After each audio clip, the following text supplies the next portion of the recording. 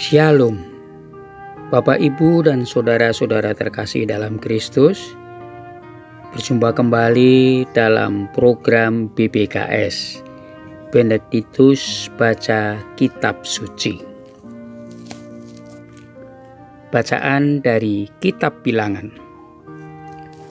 Pada masa itu, sampailah segenap umat Israel di padang gurun Zin pada bulan pertama.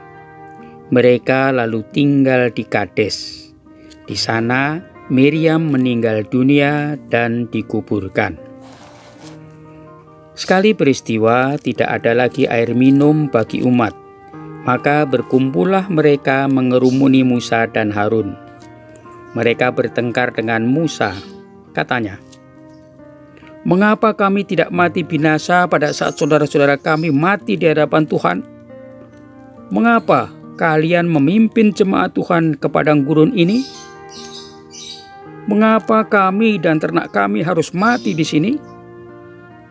Mengapa kalian memimpin kami keluar dari Mesir dan membawa kami ke tempat celaka ini? Ini bukan tempat untuk menabur. Tidak ada pohon ara, anggur, dan delima. Bahkan air minum pun tidak ada." Maka pergilah Musa dan Harun meninggalkan umat. Mereka masuk ke kemah pertemuan dan bersujud, lalu berseru kepada Tuhan, "Ya Tuhan, dengarkanlah seruan umat-Mu dan bukalah harta bendamu, sumber air hidup, agar mereka dipuaskan lalu berhenti menggerutu." Maka tampaklah kemuliaan Tuhan kepada mereka.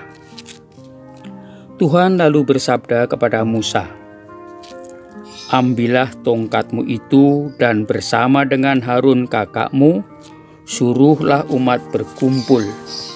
Katakanlah di depan mata mereka kepada bukit batu itu supaya memberikan air.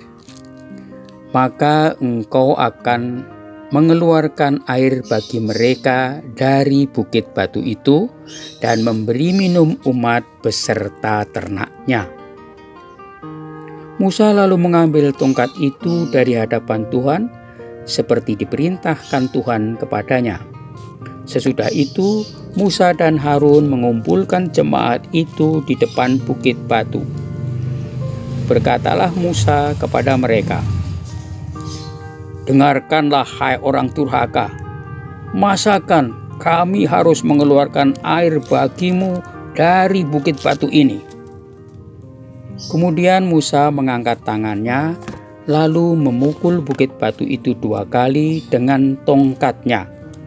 Maka keluarlah banyak air sehingga umat dan ternak mereka dapat minum. Tetapi Tuhan bersabda kepada Musa dan Harun,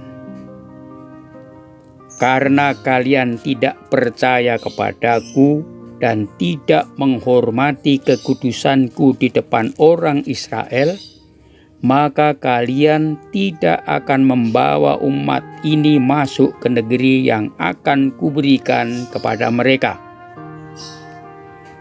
Itulah mata air Meriba, tempat orang Israel bertengkar dengan Tuhan, dan Tuhan menunjukkan kekudusannya di tengah-tengah mereka. Demikianlah sabda Tuhan. Syukur kepada Allah.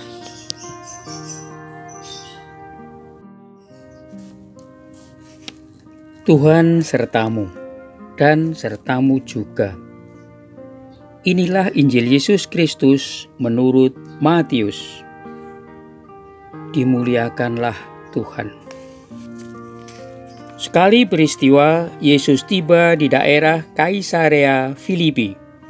Ia bertanya kepada murid-muridnya, "Kata orang, siapakah Anak Manusia itu?" Jawab mereka, "Ada yang mengatakan Yohanes Pembaptis, ada juga yang mengatakan Elia, dan ada pula yang mengatakan Yeremia atau salah seorang dari para nabi." Lalu Yesus bertanya kepada mereka, "Tetapi apa katamu, siapakah aku ini?" Maka jawab Simon Petrus, "Engkaulah Mesias, Anak Allah yang hidup." Kata Yesus kepadanya, "Berbahagialah engkau, Simon anak Yunus, sebab bukan manusia yang menyatakan itu kepadamu, melainkan Bapa-Ku di surga. Dan aku pun berkata kepadamu, engkaulah Petrus, dan di atas batu karang ini akan kudirikan jemaatku, dan alam maut takkan menguasainya. Kepadamu akan kuberikan kunci kerajaan surga. Apa saja yang kau ikat di dunia ini akan terikat di surga, dan apa saja yang kau lepaskan di dunia ini akan terlepas di surga." Lalu Yesus melarang murid-muridnya memberitahukan kepada siapapun bahwa Dialah Mesias. Sejak saat itu, Yesus mulai menyatakan kepada murid-muridnya bahwa ia harus pergi ke Yerusalem dan menanggung banyak penderitaan dari pihak tua-tua, imam-imam kepala, dan ahli-ahli Taurat, lalu dibunuh dan dibangkitkan pada hari ketiga. Tetapi Petrus menarik Yesus ke samping dan menegur dia. Katanya, "Tuhan, kiranya Allah menjauhkan hal itu. Hal itu sekali-kali tak akan menimpa engkau."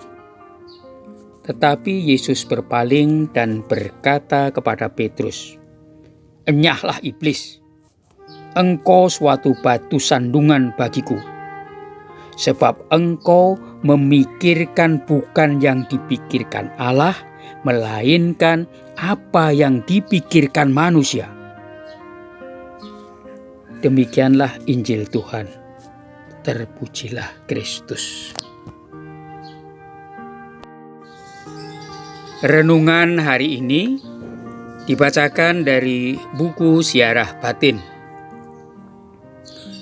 Apa yang kamu katakan harus benar, namun tidak semua kebenaran harus kamu katakan.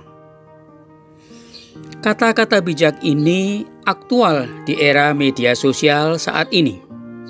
Pasalnya, banyak orang merasa bangga menjadi yang pertama menyampaikan berita, kadang tanpa verifikasi terlebih dahulu.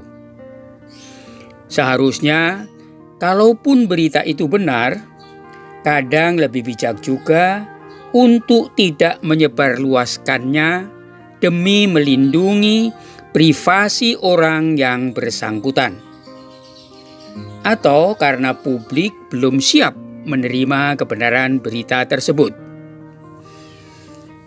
Yesus melarang para murid menyebarluaskan kebenaran yang telah mereka akui bahwa Yesus adalah Mesias.